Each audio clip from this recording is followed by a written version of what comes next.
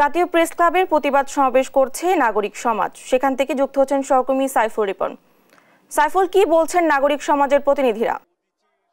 গোষ্ঠীর আয়োজনে আজকের এই প্রতিবাদ সাংস্কৃতিক সমাবেশ অনুষ্ঠিত হচ্ছে এবং এই সাংস্কৃতিক অনুষ্ঠানে বিভিন্ন প্রতিবাদী গান কবিতার পাশাপাশি কিন্তু বক্তারা বক্তব্য দিচ্ছেন এবং কোটা সংস্কার আন্দোলনকে ঘিরে শিক্ষার্থী নিহতের ঘটনায় বক্তারা যেটি বলছেন যে এই হত্যাকাণ্ডের দায় সরকারকে নিতে হবে এবং সেই হত্যার দায় নিয়ে সরকারকে পদত্যাগ করে দেশে একটি গণতান্ত্রিক পরিবেশ যাতে ফিরিয়ে আনা যায় সেই বিষয়টি নিয়ে কিন্তু তারা বলছেন এবং এই সরকারের বিভিন্ন তদন্ত কমিশনের অধীনে যেই তদন্ত হবে সেই তদন্ত কমিটিগুলোকে এই উদীচী শিল্পগোষ্ঠী যারা এখানে অংশগ্রহণ করছেন তারা যেটি বলছেন যে এই তদন্ত কমিশনগুলোর তদন্তকে তারা গ্রহণ করবেন না, কারণ এই তদন্ত কমিটির যে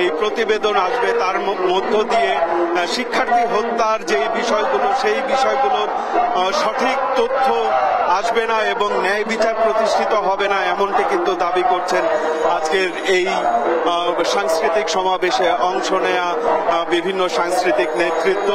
এবং এই মুহূর্তে কিন্তু এখানে সাংস্কৃতিক প্রতিবাদী গান অনুষ্ঠিত হচ্ছে, প্রতিবাদী গান পরিবেশন করছেন শিল্পীরা এবং তারা যেটি বলছেন যে শিক্ষার্থীদের হত্যার যেই বিচার সেই বিচারের দাবিতে সারা দেশের মানুষ যাতে রাজপথে নেমে আসে সেই আহ্বান কিন্তু জানানো হচ্ছে আজকের এই সাংস্কৃতিক সমাবেশ থেকে।